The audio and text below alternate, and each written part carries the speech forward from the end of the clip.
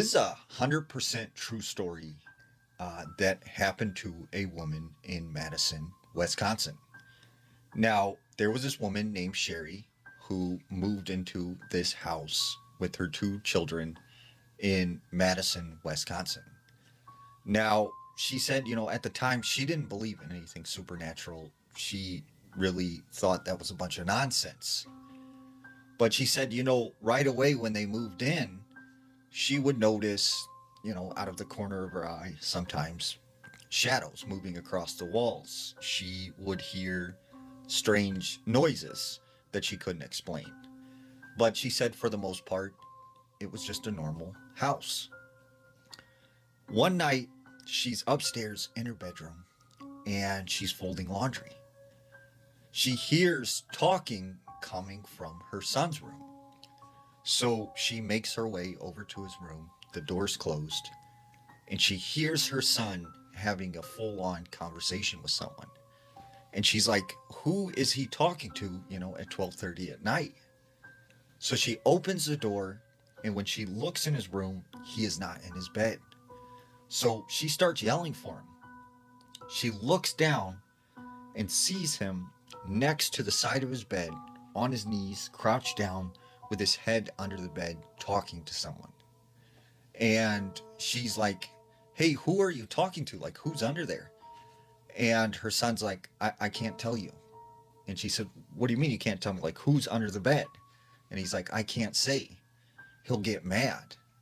And she's like, "What? Who's under there?" So she runs over to the bed and she looks underneath there. It's empty. There's nothing under there. So she's like, "You know what? Just get back in bed. Like, just stop, doing whatever you're doing." Several weeks pass, and like on a regular basis, she keeps finding her son talking to someone under the bed, except there's no one there. So after a few weeks of this happening, she thinks maybe something is wrong with her son. So she takes him to this child therapist. The therapist like assesses him and says, he seems completely fine. It's probably just his imagination. So several months pass and he keeps on doing this. Well, one day she's sitting down in the living room with him and they're talking when she notices he has some scratches and bruises like all over his body. And she's like, "Where did you get those scratches and bruises from? Like, what's going on?" And he's like, "I can't say. I can't tell you." And she's like, "Yes, you have to tell me, like, what is going on with you?" And finally, he breaks down and he starts crying and stuff. And he just starts freaking out. And then he runs up to his room. So the mom, at this time is like, I don't know what to do. Like, what is going on with my son? Like, she's just panicking. Later that night, she's awoken to her son screaming in his bedroom. She runs as fast as she can. She goes in his room. She finds him halfway underneath the bed. He's grabbing onto the bed frame, and it looks like something is pulling him under the bed. So she immediately grabs him, pulls him out from under the bed. She looks under there. There's no one there.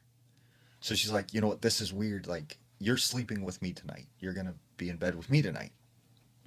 So they go back to her bedroom. He lays down. He falls asleep. She's sitting in bed. She can't sleep. She's like freaked out about this whole situation. When all of a sudden she hears, "Shh, hey, come under the bed." And she's like, "What?" She looks over. Her son is sleeping.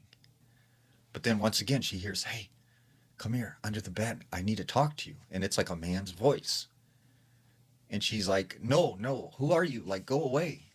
And the man's like, "Come on, get under the bed. I need to tell you something." And like, she's like, "No, I'm not going under the bed." And she said this man, whoever he was, just started yelling obscenities and getting really angry.